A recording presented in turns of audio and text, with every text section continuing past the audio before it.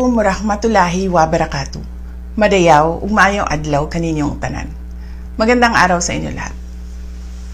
Ang impeachment complaint na inendorso ng akbayan ay isang papel na walang kalakip na kahit anong ebidensyang magpapatunay sa mga paratang na isinasaad dito.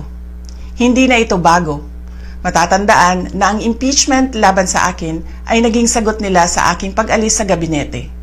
Isang hakbang na isinagawa dahil hindi na maipaliwanag ng Pangulo ang patuloy na pagkalugmok ng bayan sa kahirapan dulot ng kanyang kapabayaan at bisyo.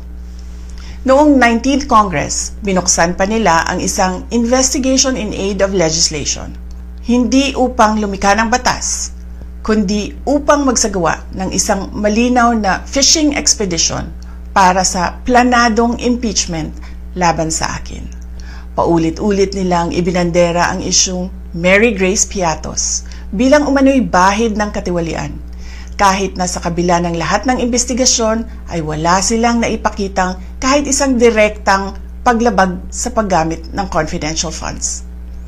Sumunod na dito ang bentahan ng mga pirma para sa impeachment at ang mga tinaguriang for later release projects na ipinangako umano sa ilang miyembro ng Kamara upang itulang ang impeachment laban sa akin. Mga pangyayaring mismong inamin na ng ilang mambabatas sa kanilang mga naging pahayag. Mga kababayan, walang kredibilidad ang akbayan upang mag-endorso o magsumite ng impeachment complaint. Ilang ulit ng hayagang ipinahayag ng kanilang pinuno ang kanyang intensyong tumakbo sa pagkapangulo. Isang malinaw na indikasyon ng pampulitikang motibo sa likod ng kanilang mga hakbang. Huwag nating kalimutan ang makasaysayang talumpati noong Agosto 2024 ni Risa Ontiveros, kung saan malinaw niyang inilahad ang tunay na motibo ng akbayan bilang isang grupo. At habang ang anak niya ay may kapangyarihan pa, hindi magiging madali ang ating laban. While VP Sara is in power, the threat of a full-blown Duterte comeback is still a very real and present danger. For one, they are supported by one major superpower, China. Kaya malinaw na lahat ng ito ay isang uri ng harassment at pang-aabuso sa proseso ng impeachment ng grupong akbayan.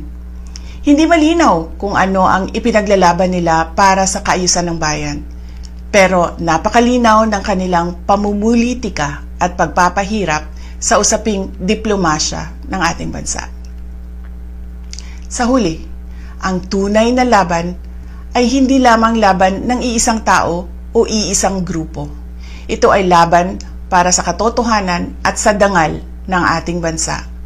Naway magsilbi itong paalala sa ating lahat na ang kapangyarihan ng impeachment ay hindi dapat ginagawang sandata ng politika, kundi isang banal na proseso para sa hustisya at pananagutan. Sapagkat kapag nanaig ang abuso, ang tunay na talunan ay ang sambayanang Pilipino. Syukran.